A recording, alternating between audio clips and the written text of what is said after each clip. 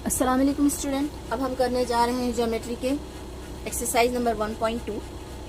ठीक है, तो टेक्स्ट बुक में क्वेश्चन पढ़ते हैं क्या दिया हुआ है। 1.2 का पहला सवाल, ज़ैल में कुछ मुसल्लस और कुछ कतात की लंबाइयाँ दी हुई हैं, इनकी मदद से बताइए कि किस शक्ल में जाविया क्यू पी आर की नासिफ शुआ पी एम है। तो हमारे पास इसके 3 शक्लें दी गई हैं। हमने पहली शक्ल उतारी है, यहाँ पे मैंने यहाँ पे पहला सवाल नंबर दे दिया है। पहली शक्ल जो है हमारी दी है क्यू पी आर में जाविया पी का नासिफ ये बताया गया है पी शुआ पी एम। देखो शुआ किसे कहेंगे, जहां से वो निकलती है, जिस तरफ तीर का निशान है वहां से नहीं पढ़ेंगे, जिस तरफ से वो निकलती है वहां से पढ़ेंगे। पी एम शुआ पी एम जो है हमें बताना है कि इस जाविये की नासिफ है कि नहीं, ये बताना है। ठीक है, तो देखो जाविये के नासिफ का मसला हमने क्या पढ़ा था कि अगर कोई जाविये का नासिफ होगा तो जो है उसके बाकी के 2 अजला को किस निस्बत में तकसीम करता है, वो जिस जिले को वो कता करता है उसके मुकाबिल के जिलों के निस्बत में तकसीम करता है। जाविये की नासिफ का मसला ये था। तो अब हमको ये अगर हमने साबित कर दिया कि P R upon P Q बराबर M R upon M Q, तो फिर ये क्या हो जाएगा, साबित हो जाएगा कि शुआ पी एम जो है मुसल्लस पी क्यू आर की नासिफ शुआ है। ठीक है ना, ठीक है, इसमें जाविये के नासिफ का मसला जो है हमें यूज करना है, ये साबित करना है कि इसमें जो है शुआ जो है शुआ पी एम जाविया पी की नासिफ है या नहीं, ये हमें बताना है कि किस शक्ल में जो है पी एम जाविया क्यू पी आर की नासिफ शुआ है।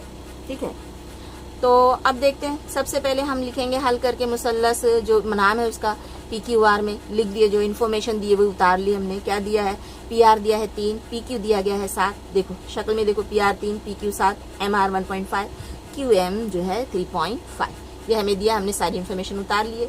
अब उसके बाद में हम जाविये के नासिफ का मसला बराबर जानते हैं कि ये जिला बटे ये जिला जो 2 हिस्से हुए हैं उन दोनों जिलों के बराबर होगा। निस्बत लिखने का तरीका क्या है जाविये के नासिफ का, ये बटे ये लिख रहे हैं तो इसी का साइड पहले आएगा, उसके बाद ये साइड आएगा। ये तरीका जानना है हमको अच्छे से। तो पहली निस्बत हमने लिखे, चेक कर रहे हैं हम अभी कि ये इसमें जाविये का नासिफ का मसला अप्लाई हो रहा है कि नहीं। तो वो कैसे चेक होगा कि ये जो है ये शुआ जो है इस जाविये की नासिफ है कि नहीं। तो कैसे चेक होगा, हम पता है जाविये का नासिफ का मसला हमें पता है कि अगर ये जिला बटे ये जिला बराबर आ जाए, ये जिला बटे ये जिला, तो हम कह सकते हैं कि शुआ पी एम जो है जाविया पी की नासिफ है। ठीक है ना, तो वही चेक करना है हमको कि ये दोनों निस्बत और ये दोनों निस्बत सेम है क्या। तो इन दोनों को बटे में लिख देंगे। तो इस जिले का नाम पी आर अपाउंड पी क्यू करके हमने लिख दिया। पी आर की कीमत 3, पी क्यू की कीमत 7। फिर दूसरी निस्बत लिख देंगे एम आर अपाउंड क्यू एम। देखो यहाँ पे आपने पी आर अपाउंड पी क्यू लिखा है, तो यहाँ पे आपको एम आर अपाउंड एम क्यू ही लिखना है। एम आर बोलो या आर एम चलेगा। अगर आपने इसको उल्टा लिख दिया इस निस्बत को तो रॉन्ग हो जाएगा। ठीक है ना, तो अब क्या करेंगे, लिख दिया हमने ये 1.5 3.5। अब क्या करेंगे, 1.5 3.5 है तो देखो आशारिया ऊपर वाले डिजिट में भी 1 नंबर के बाद है, यहाँ नीचे वाले नंबर में भी एक डिजिट के बाद आशारिया है। तो आशारिया जब ऊपर दोनों तरफ सेम सेम होता है तो आशारिया कट जाता है। ठीक है, दोनों का आशारिया कट गया तो ये हमारे पास क्या बचा, ऊपर 15 हो गया और नीचे हो गया 35। अब दोनों एक ही पहाड़ी में आना चाहिए। कौन से पहाड़ी में आते हैं, 5 के पहाड़ी में 15 और 35 दोनों आते हैं। 5 3 15, 5 7 35। तो हमारे पास आंसर क्या है, 3/7। अब देखो ये वाली निस्बत है, ये भी 3/7। ये वाली निस्बत भी आई, दूसरी जो हिस्से हैं 2 हिस्से हुए हैं उनकी भी निस्बत 3/7 आई। मतलब दोनों निस्बतें मसावी है, इसलिए बयान 1 और 2 की बिना पर हम लिखेंगे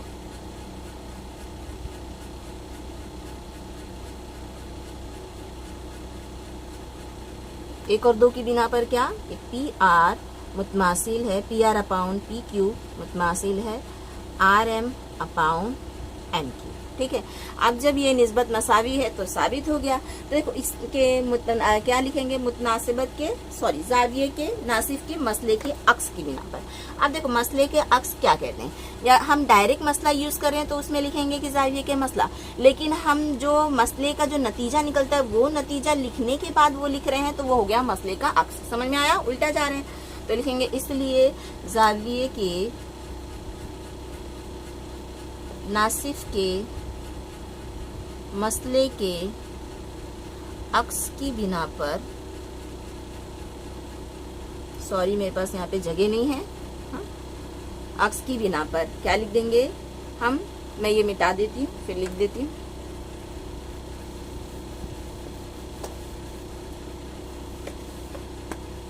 लिखेंगे शुआ जाविया के नासिफ के मसले के अक्स की बिना पर श्वा क्या नाम है, पी एम। जाविया पी कह सकते हैं, या हमको जिस तरह से किताब में नाम दिया गया है QPR, जाविया QPR, दोनों नाम राइट। जाविया पी भी कह सकते हैं, जाविया QPR भी कह सकते हैं, जाविया RPQ भी कह सकते हैं। ठीक है, जहाँ पे जाविया बन रहा है वो बीच में आना चाहिए, बस वो नुक्ता। इसलिए कहेंगे कि शुआ PM जाविया QPR की नासिफ शुआ है।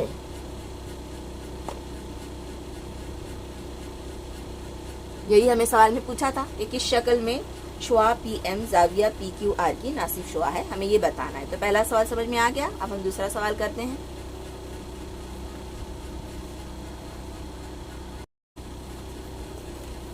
तो अब हम करते हैं एक्सरसाइज 1.2 का क्वेश्चन नंबर, सवाल नंबर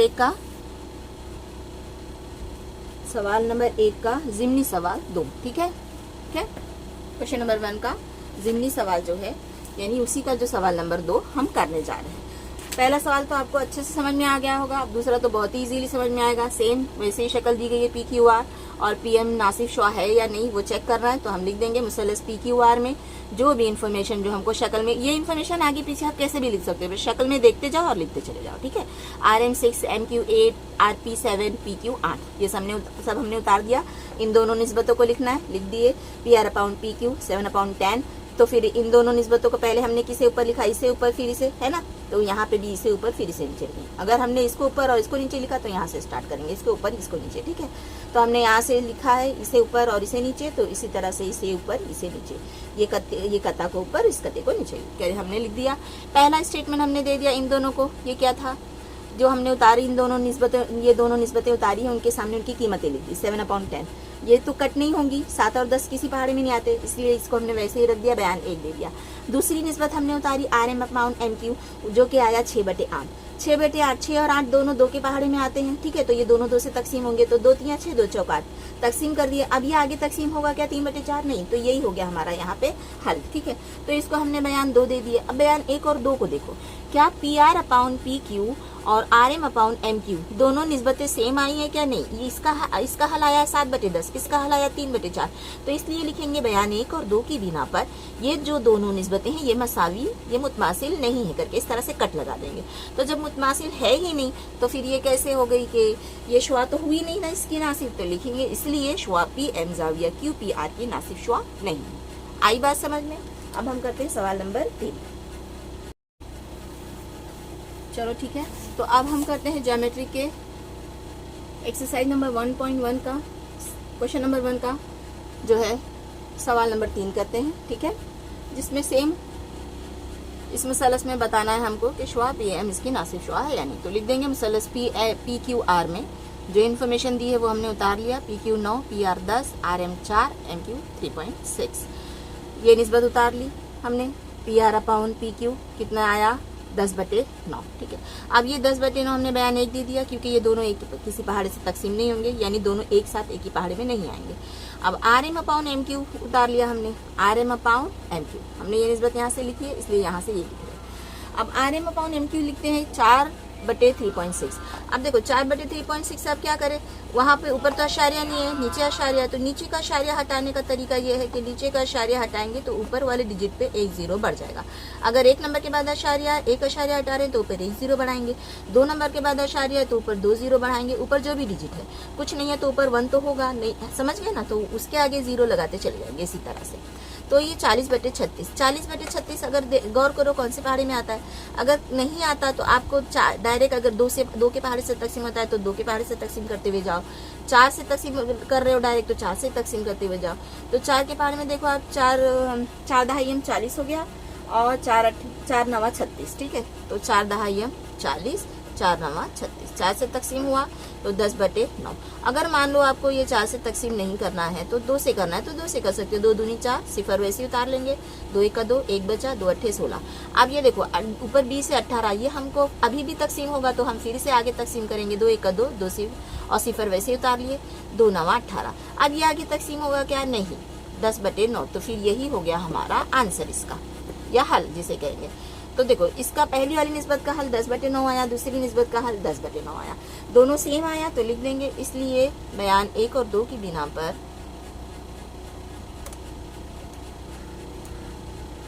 मेरे पास प्लेस नहीं है, मैं इसे ब्रैकेट में लिख देती हूँ, ठीक है। आप भी ब्रैकेट में सेम इसी तरह से नोटबुक में, एग्जाम पेपर में लिख सकते हो। क्या बयानी कर दो की बिना पर P R upon P Q बराबर आया R M upon M Q, ठीक है। तो जब ये दोनों निस्बतें मसावी हैं, ये बटे ये बराबर ये बटे ये, तो इसका मतलब क्या हो गया, शुआ पी एम जाविया क्यू पी आर की ना सिर्फ शुआ है, तो उसी को हम लिख देंगे। मैं इसे मिटा देती हूँ, इसलिए लिखेंगे शुआ पी एम जाविया क्यू पी आर की ना सिर्फ शुआ है। आई बात समझ में? चलो अब हम करते हैं सवाल नंबर 2, एक्सरसाइज 1.2 का सवाल नंबर 2। चलो तो एक्सरसाइज नंबर 1.2 का क्वेश्चन नंबर 2 जो है अब हम करते हैं। तो शक्ल में देख लेते हैं, इस तरह से मसलस बनाया गया है पी आर क्यू। ये इन्फॉर्मेशन मैंने डाली है, इन्फॉर्मेशन आपको टेक्स्ट बुक में दी गई है कि एन आर जो दिया है 8, तो मैंने एन आर जहाँ पे है वहाँ पे 8 लिख दिया है। ये डिस्टेंस यहाँ से तक 8 है। पी एम 15 लिख दिया है। पी क्यू 25, पी क्यू यहाँ से लेके यहाँ तक 25 है। पी आर 20, ये मैंने इस तरह से लिख दिया। हल करके हमें स्टार्ट करना है। उससे पहले देख लेते हैं कि हमें साबित क्या करना है या मालूम क्या करना है। तो ठीक है, तो हमको यहाँ पे सवाल पढ़ लेते हैं कि मुसल्लस पी क्यू आर में P M 15, P Q 25, P R 20, N R 8, तो बताइए कि एन एम और जिला आर क्यू के मुतवाजी, तो बताइए एन एम जिला आर क्यू के मुतवाजी है या नहीं। अपने जवाब की वजह भी लिखना है। तो देखो वजह मतलब क्या, तो मतलब जब किसी चीज को साबित करने के लिए सॉल्व करते जाते हैं तो यही हो जाती है हमारी वजह, ठीक है। तो डायरेक्ट ना लिखते हुए सॉल्व करते लिखेंगे तो वो होगी हमारी वजह। तो अब हमको यहाँ पे शक्ल में बताना है कि एन एम जो है वो पी आर के, एन एम जो है वो आर क्यू के मुतवाजी है या नहीं। ऐसी शक्ल देख के हमें समझ में आ जाती है कि मुतनासिबत का बुनियादी मसला इसमें अप्लाई हो सकता है, ठीक है। और हमको पूछा है कि एन एम इसके मुतवाजी है या नहीं, यानी मुतवाजी पूछा है डायरेक्ट, यानी मुतनासिबत का बुनियादी मसला ही इसमें अप्लाई होगा। या तो अब यहाँ पे ये इसके मुतवाजी है या नहीं, तो देखो हमको अगर ये दे दिया जाए कि ये मुतवाजी है इसके, तो हम डायरेक्ट लिखेंगे मुतनासिबत के बुनियादी मसले की बिना पर ये निस्बत बटे ये निस्बत बराबर ये निस्बत बटे ये निस्बत। लेकिन हमको पूछा है कि ये मुतवाजी है या नहीं, तो यानी हमको उल्टा जाना है। तो यहाँ पे मुतनासिबत का बुनियादी मसले के अक्स के बिना पर अक्स लगेगा। समझ में आया? जहाँ पे उल्टा पूछा है कि ये मसला मतलब ये ऐसा है कि नहीं, तो यानी वहाँ पे हमें मुतनासिबत का बुनियादी मसले का अक्स लगेगा, यानी वहाँ पे जो भी मसला चल रहा है उसका अक्स लगेगा। जाविये के नासिफ का मसला चल रहा है तो जाविये के नासिफ का मसले का अक्स। 3 मुतवाजी खुतूत का मसला चल रहा है, वहाँ पे उल्टा पूछ लिया है कि खुतूत मुतवाजी है कि नहीं, तो फिर वहाँ पे अक्स हो गया। और अगर हम डायरेक्ट मसला इस्तेमाल करके लिख रहे हैं कि ये निस्बत मसावी, ये निस्बत मसावी, ये निस्बत, तो डायरेक्ट उसका मसला लिखेंगे, ठीक है। तो यहाँ पे अब हमको बताना है कि एन एम जो है वो मुतवाजी है आर क्यू के नहीं। तो अगर देखो एन एम आर क्यू के जब मुतवाजी होता है तो इसमें मुतनासिबत का बुनियादी मसला लगता है, जो कि क्या है, अगर एन एम मुतवाजी है आर क्यू के तो N P upon N R बराबर होगा P M upon M Q. तो अगर हमने इसमें साबित कर दिए कि N P upon N R बराबर P M upon M Q, अगर ये दोनों निस्बतें और ये दोनों निस्बतें बराबर आ गई तो साबित हो जाएगा कि ये इसके मुतवाजी है। समझ में आया? हाँ, तो अब हमें मालूम करना है N P upon N R. तो हम सबसे पहले इस शक्ल में देखते हैं हमको एन पी पता है क्या, नहीं पता है। हमको एन आर पता है 8, लेकिन हमको पूरा पता है। पी आर पता है कितना है 20। सेम उसी तरह से हमें P M upon M Q की निस्बत लिखनी है, लेकिन हमको पी एम तो पता है, एम क्यू नहीं पता है। तो एम क्यू भी हमें यहाँ मालूम करना है, यहाँ पे हमें एन आर मालूम करना है। तो वो कैसे मालूम करेंगे, चाहे ये पहले ले लें चाहे ये पहले ले लें, ठीक है। तो हम ये पहले ले लेते हैं, पी क्यू लिखेंगे। पी क्यू जो है पूरा वो क्या है, P M plus M Q है ना। पी क्यू क्या है, P M plus M Q, तो वो हमने लिख दिए पी क्यू बराबर P M plus M Q.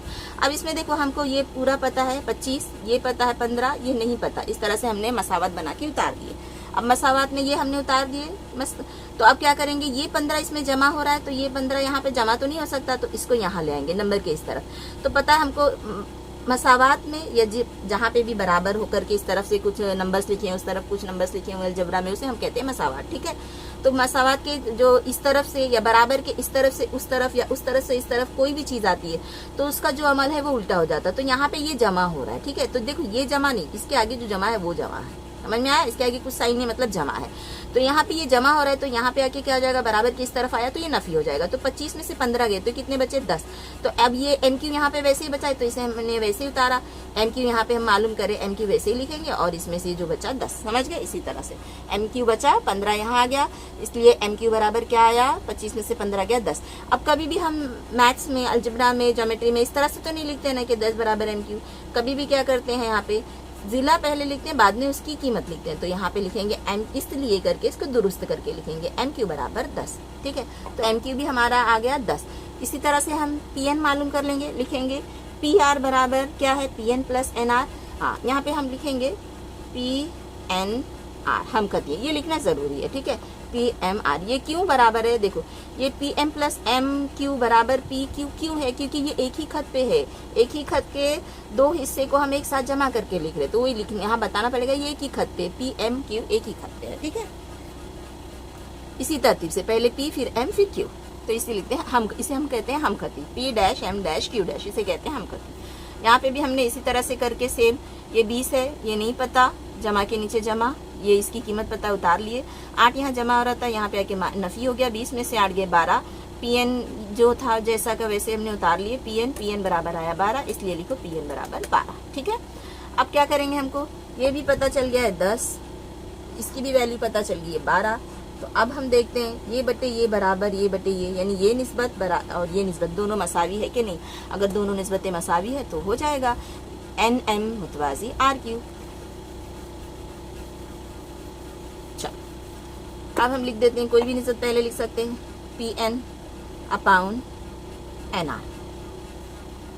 P N लिखते हैं, कितना है पी एन, हमारा आया था 12, एन आर 8। देखो दोनों 4 से तकसीम हो रहे हैं, 4 दूनी 8, 4 तियाँ 12। मेरे पास प्लेस नहीं है इसलिए मैं साइड में लिख रही हूँ, आप इसी के नीचे लिखोगे। किसके नीचे, बस इक्वल के नीचे उतारो और नीचे इस तरह से इक्वल उतारते जाओ और लिखते चले जाओ, ठीक है। प्लेस नहीं है तो मैं साइड में लिख देती हूँ। 3 ऊपर क्या आया, 4 से हमने तकसीम किया, 4 तियाँ 12, 4 दूनी 8। 3 और 2 तकसीम नहीं हो सकते, तो ये 3/2 हो गया आंसर। इसको बयान 1 लिख देते हैं। उसी तरीके से P M upon M Q, ये कितना आया 15, और ये है हमें पता चला था 10। दोनों तकसीम होंगे 5 से, 5 तियाँ 15, 5 दूनी 10, तो क्या आया 3/2। ये हो गया हमारा बयान 2। तो बयान 1 और 2 में क्या दिख रहा है, ये निस्बत, ये इस तरफ की निस्बत और इस तरफ की निस्बत, दोनों निस्बतें सेम है, तो लिखेंगे इसलिए P N upon N R बराबर है P M upon M Q, किसकी बिना पर, बयान 1 और 2 की बिना पर।